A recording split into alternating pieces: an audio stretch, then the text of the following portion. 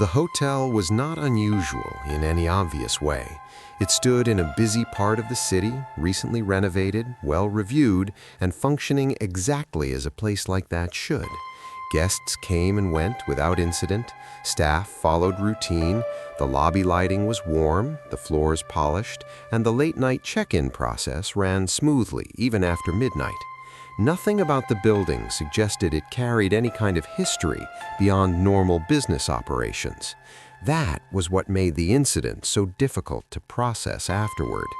Because when something impossible happens in a place already known for strange activity, people expect it. When it happens in a place that appears completely ordinary, it forces a different kind of attention. The guest who checked in that night had no reason to question anything. He received a key card, a room number, and simple directions to his floor. Everything felt normal until he reached the hallway. The corridor looked exactly like every other hotel floor. Soft carpet underfoot, evenly spaced doors on both sides, warm wall lighting, and identical signage marking room numbers in clean sequence. The numbering pattern was simple and easy to follow. His assigned room sat near the far end of the hall, just past a corner that turned into a shorter extension. He walked slowly, reading each number as he passed, confirming the sequence matched the key card in his hand. That detail would later matter more than anything else, because at one point the sequence skipped. Between two clearly labeled rooms, there was a space where another door should have been, and in that space, there was a door. No number, no plaque, no visible marking at all, just a perfectly normal door placed where the numbering system suggested something had been removed or never listed. He did not stop immediately. Most people would not. Hotels sometimes have service doors, utility access, or storage rooms placed between guest units. At first glance, the unmarked door could easily be one of those, but as he passed it, something felt off in a way that was difficult to explain later. It was not the door itself, it was the absence of information. Every other door on the floor had a number, a small metal plate, or at least a visible sign indicating its purpose. This one had nothing. It existed physically in the same design as every other room, but it lacked identity. He continued walking to his assigned room, opened it without issue, and set his bag down, but the image of that unmarked door stayed with him in a way that did not match its importance. After a few minutes inside his room, curiosity replaced routine. He stepped back into the hallway, leaving his door slightly open behind him, and walked toward the corner again. The unmarked door was still there, positioned exactly where he had seen it before. The hallway lighting had not changed, the numbering pattern remained the same, everything looked consistent, but the sense that something about that door did not belong to the system around it had grown stronger. He stood in front of it for several seconds, trying to understand why it bothered him. There was no sound from behind it, no light leaking from the bottom edge, nothing that suggested activity. And yet, when he looked at the key card in his hand, an unexpected thought occurred. What if it worked on this door, too? The idea made no logical sense. Hotel key cards are programmed for specific rooms, often with limited access to shared areas like elevators or gyms. They do not randomly open other guest rooms, and they certainly do not open unlisted doors without identification. Still, the thought did not leave him. It sat in his mind long enough to become action. He stepped forward, raised the card, and held it briefly in front of the reader. Nothing happened. The small light on the lock remained dark. That should have ended the experiment. Instead, he tried again, this time placing the card more carefully against the sensor. The lock emitted a soft click. The indicator turned green. For a moment, he did not move. The door in front of him had just accepted access from a key that should not have been programmed for it. He pushed the handle slowly. The door opened inward without resistance, revealing a room that did not match any standard layout he had seen before. It was not completely dark. A faint ambient light filled the space, though he could not identify a visible source for it. The room was furnished, but not in the typical arrangement of a hotel suite. The bed sat at an unusual angle. The walls felt slightly closer together than expected. The air inside was cool and still, carrying a sense of disuse without the dust or decay that normally accompanies it. Everything inside the room looked preserved, not abandoned. He stepped just inside the doorway, keeping one hand on the frame as if ready to pull himself back out instantly. The first detail that unsettled him was the silence.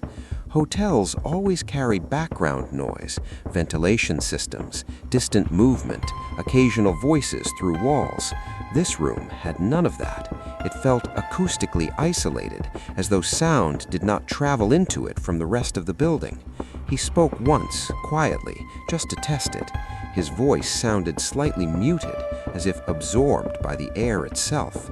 That effect alone was enough to trigger a sense of unease. Still, he continued moving forward, scanning the layout. There was a nightstand beside the bed, a chair near the wall, and a mirror mounted across from the doorway.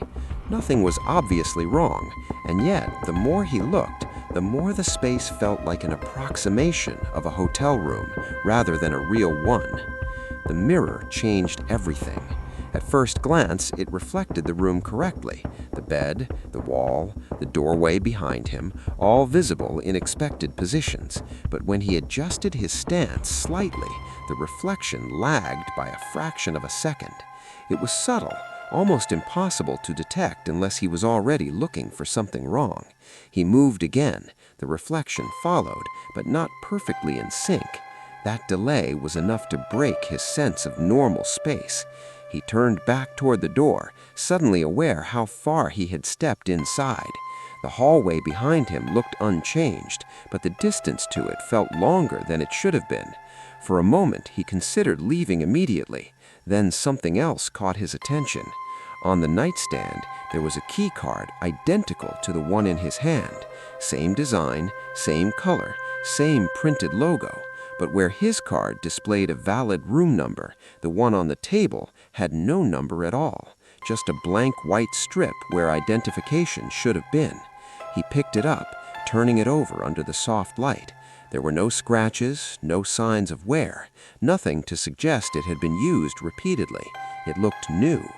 The existence of a second key card inside a room that should not exist created a question he could not answer in that moment. If his card opened the door from the outside, what was the purpose of the one left inside? When he stepped back into the hallway, something else had changed. The door behind him still existed, but the numbering on the adjacent rooms no longer skipped in the same way. He checked the sequence twice. The numbers now followed a continuous pattern without interruption. The space where the unmarked door had been placed earlier no longer appeared as a gap in the numbering system. It was as if the hallway had corrected itself around the existence of that door. He tried to memorize the position, counting steps from his own room. Then he turned to look again. The door was still there, but the logic of its placement no longer matched what he had seen before. He returned to the front desk and described the situation as calmly as possible. The receptionist listened, nodded, and checked the system for any room corresponding to the location he described. Nothing appeared. No maintenance room, no storage unit, no hidden suite.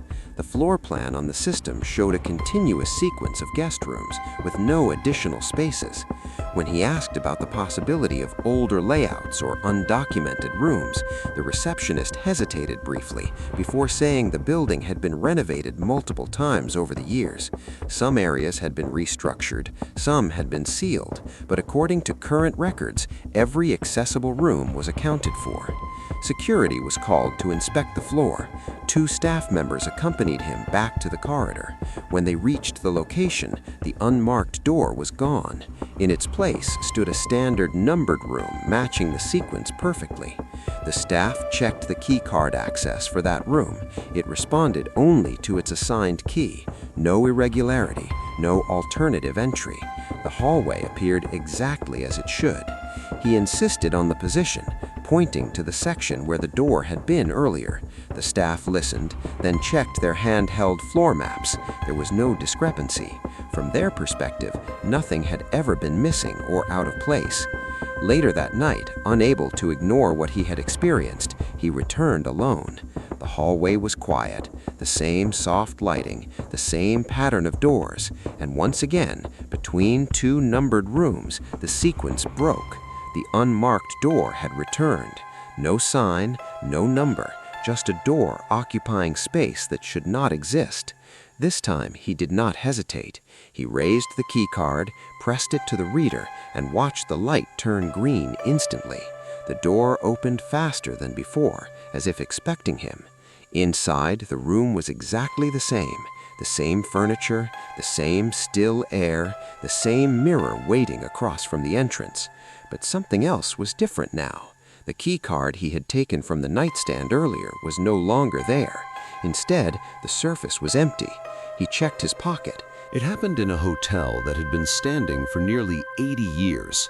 The kind of place where polished marble floors and soft golden lighting were meant to create a sense of calm luxury.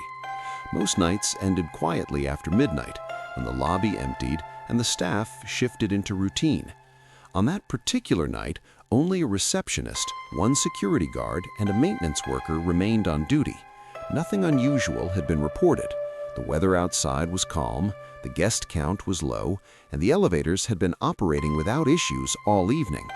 Yet shortly after 1 a.m., one elevator made an unscheduled stop in the lobby, even though no call had been placed from any floor and no one was waiting to enter.